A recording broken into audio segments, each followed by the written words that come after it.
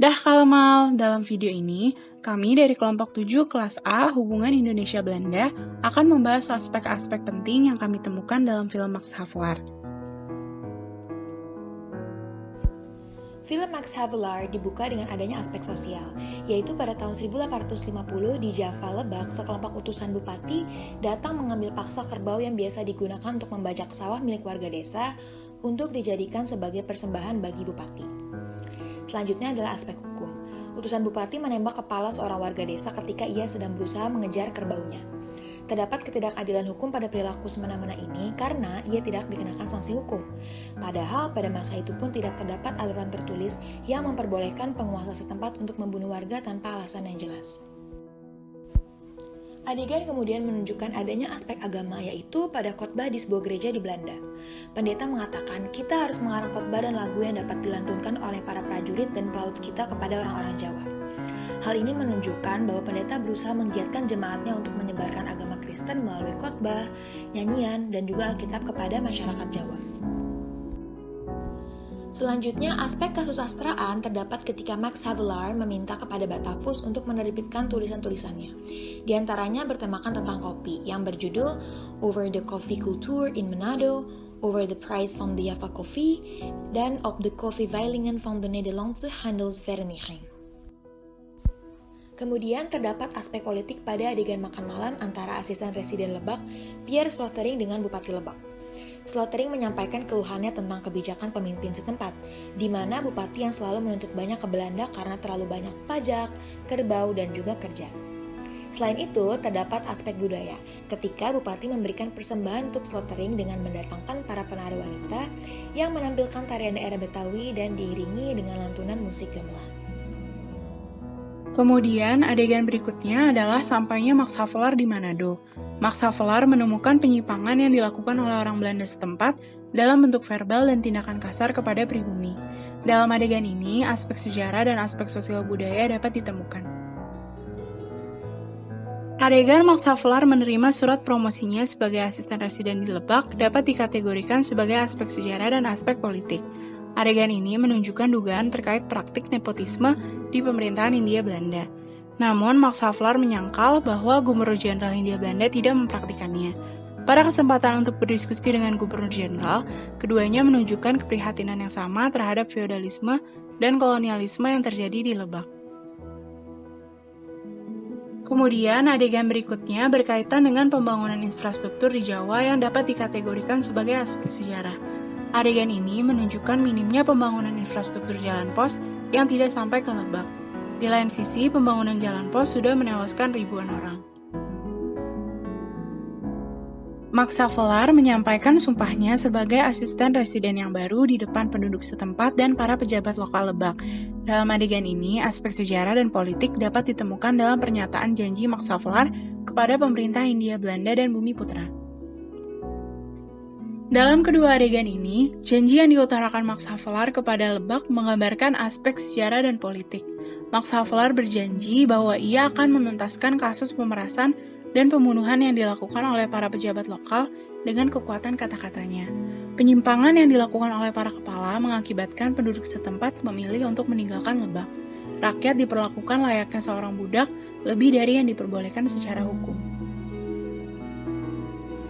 Selanjutnya, terdapat sebuah scene di mana Max Havelaar dan Verbrugge mengelilingi Lebak untuk melihat keadaan kehidupan di Lebak. Namun, petani yang seharusnya berada di sawah justru sedang bekerja memotong rumput di kebun Adipati. Hal ini dapat masuk pada aspek hukum karena Adipati tidak berhak menyuruh rakyat bekerja di kebun pribadinya. Ia telah melanggar hukum.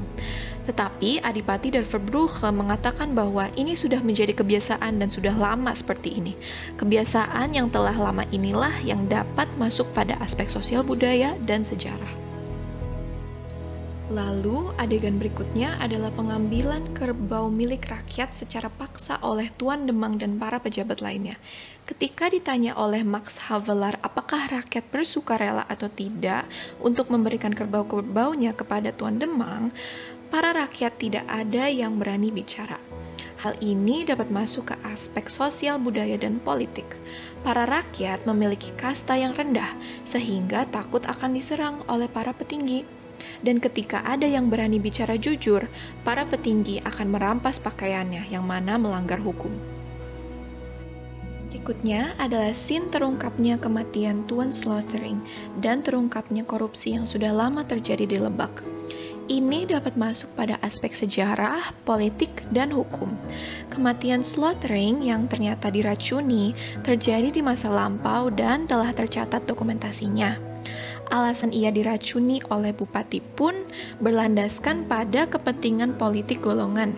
Dan tindakan-tindakan yang dilakukan demi kepentingan politik sebuah golongan ini melanggar hukum.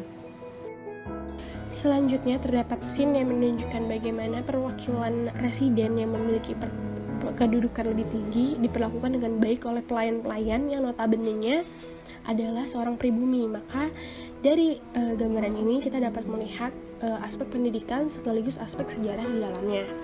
Kemudian maksud pertemuan Tuan Adipati dengan perwakilan residen adalah perwakilan residen ini menanyakan pendapat Tuan Adipati terhadap pergantian asisten residen yang baru.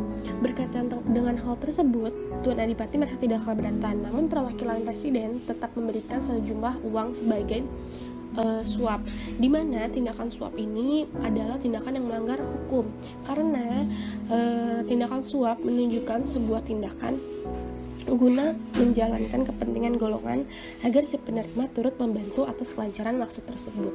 Maka dalam scene ini kita dapat melihat adanya aspek politik dan aspek hukum.